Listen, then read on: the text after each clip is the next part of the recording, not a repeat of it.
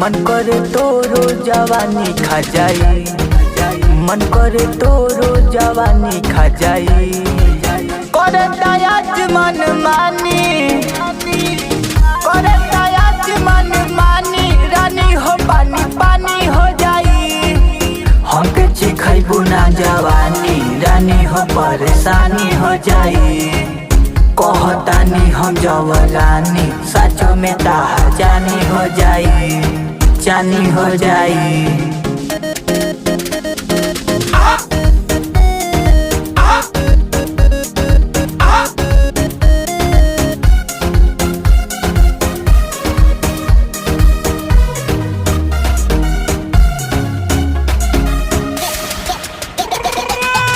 Bikini पहन के कपड़ा में लगती तू चिकनी, इससे ज्यादा कुछ ना पहना सपना में हम खिंचनी।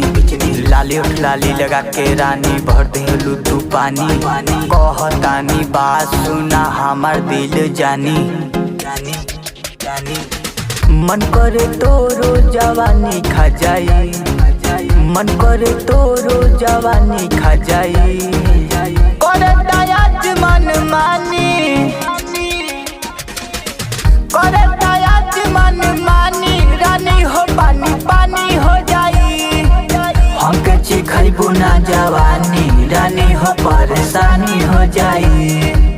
कहतानी हम जवानी, सचो में ताहा जानी हो जाई, जानी हो जाई।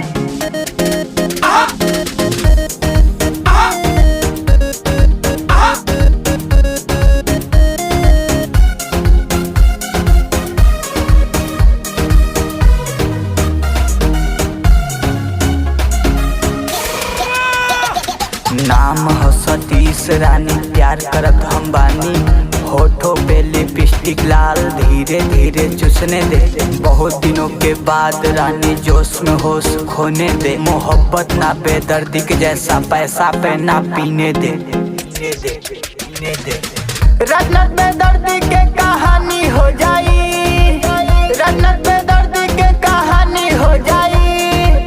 करे दयाज मन मानी, करे दयाज मन मानी, रानी हो पानी पानी हो जाई। हमके चिखैबू ना जवानी, रानी हो परेशानी हो जाई।